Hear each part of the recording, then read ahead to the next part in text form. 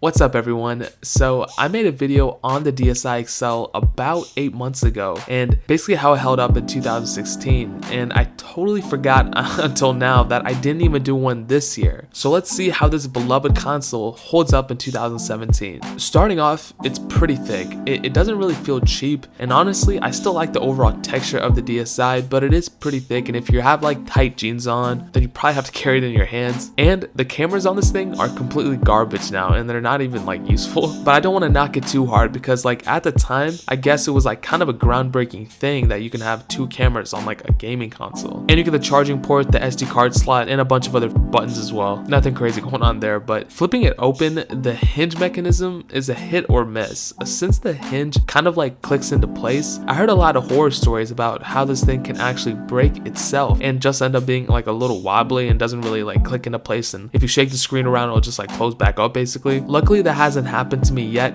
and I don't think it really will, but just be careful when you're trying to open this thing. The buttons are still solid on this as well. I just noticed this, but they kind of remind me of the Nintendo Wii buttons. I've had like a DS for years and a Wii for years, I just not noticed that. But turning it on, the first thing I noticed was how pixelated the screen was. It's an older console, and I understand that, and it's not graphically intensive, but it is insane that this console was one of Nintendo's best ones. But I can literally count the pixels on the screen. It's still a good console though, don't get me wrong, you know, I had a lot of memories with this thing. Oh, and before I continue, I just want to say magnetic charging ports for Androids and iPhones are on fenwa.com, so don't be shy, go over there, grab some, give them as a gift, they're really cool, and if you do end up getting one, let me know how you use it, I really like to know. But gaming is awesome on this thing too, like there are tons of games for this thing, Mario, Sonic, tons of racing games, you can even get Call of Duty, and if you get a flash card, you can just throw a bunch of games on it and carry one cart with you rather than bringing all your games with you somewhere. And they still play fairly well, almost like 100% speed. And I don't know if this is true or not, but I don't think anybody's making games for the DSs anymore. So if you want a future-proof console, this probably isn't it. But these things are so cheap now to get, like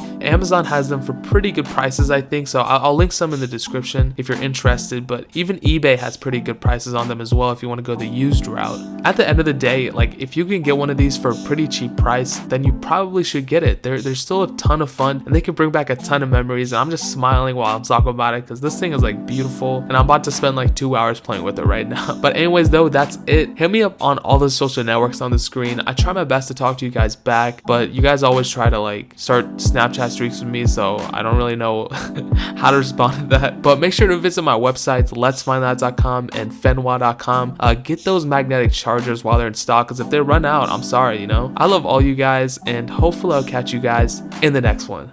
Peace out till then.